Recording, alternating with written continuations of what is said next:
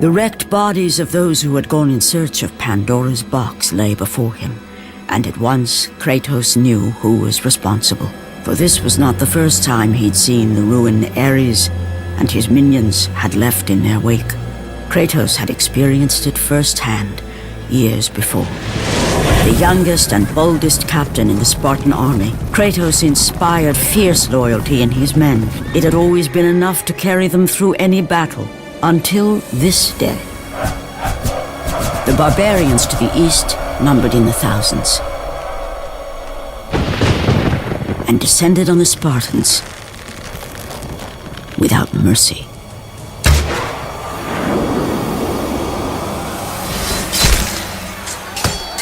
The battle lasted near hours.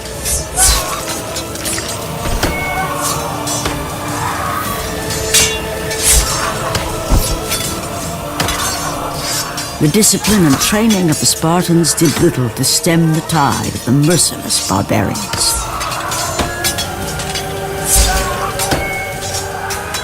The soldiers faced a massacre, while their young captain faced the end of his brilliant career and his life. But to Kratos, victory was worth any price, even his soul. Ares! Destroy my enemies, and my life is yours!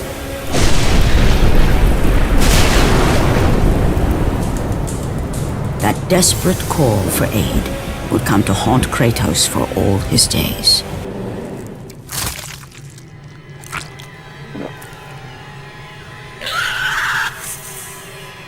Kratos had been in service to the gods long enough to know the Harpy had been sent as a warning, a reminder from his former master of the decision that had cost Kratos everything.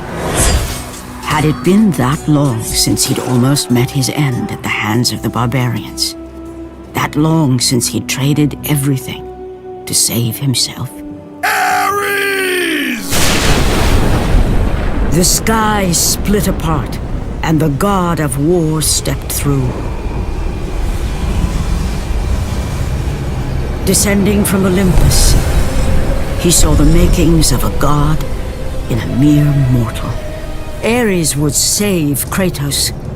He would turn him into the perfect warrior, his servant on Earth. Only a simple pledge of loyalty was required. My life is yours, Ares. From this day, I shall carry forth your will. And his fate was sealed.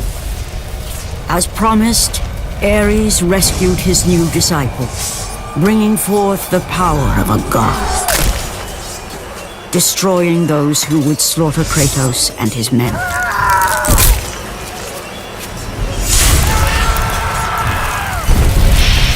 As for Kratos, no mere sword and shield would befit the newest servant of the god of war.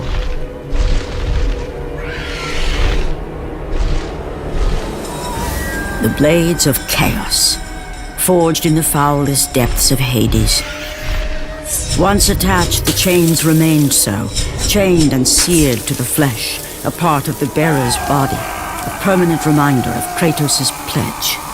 In return, ultimate power. The rage of Ares exploded from within. But soon, he would learn the true cost of such power. A cost too high even for Kratos to pay. Wretched beast! I know who it is you serve! Return to your master! Tell the god of war I am his no longer. Tell him he is not safe while I walk the earth. I will find Pandora's box, and I will use it to see him tremble and fall before me. The path before Kratos was clear, but still, the memories came rushing back, as familiar and permanent as the blades chained to his wrists. Memories of what he'd done in the name of Ares. Memories of how he'd become a servant to the god of war. A beast, his humanity robbed and replaced only with the will to murder. No one was safe. Entire armies fell before Kratos and the soldiers who followed him on his unending path of conquest, all in the name of his master. Those who offered resistance of any kind were dealt with quickly. They've built this temple to offer prayers to Athena! This entire village stands as an affront to Lord Ares! Burn this village! Burn it to the ground! Emboldened by the god of war, Kratos' army was ruthless, feared throughout the world for their brutality. All that mattered was conquest in the name of Kratos, their great leader, who had become near invincible. He feared nothing. But there was something about this temple, something forbidden. All his instincts told him he should never cross its threshold. Never step inside. Beware, Kratos. The dangers in the temple are greater than you know. But the village oracle's warning fell on deaf ears. His ambition would not be denied. All who opposed him would die.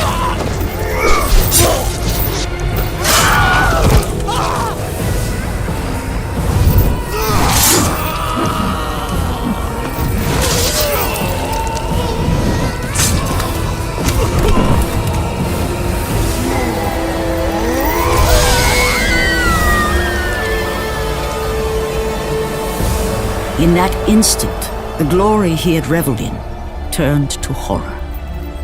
The image of his two final victims would stay with him for all his days. With that act, Kratos knew he could no longer serve his master. He had but one calling now, the death of Ares. He would murder the god of war. Ares, you will die for what you did that night. After 1,000 years, Pandora's box was at last freed of its confines. Kratos had found the means to destroy the god of war. Far away in Athens, Ares knew Kratos had succeeded in his quest. So, little Spartan, you've recovered Zeus's precious box, but you will not live long enough to see it opened. I will see to that. Goodbye, Spartan. You will rot in the depths of Hades for all eternity. As the life began to leave Kratos, his thoughts returned to that fateful night. Even in death, the memories, the visions would not fade. For how could he forget spilling the blood of his own family? A cruel trick orchestrated by the god of war. My wife, my child, how? They were left in Sparta. You are becoming all I'd hoped you'd be, Kratos. Now, with your wife and child dead, nothing will hold you back. You'll become even stronger.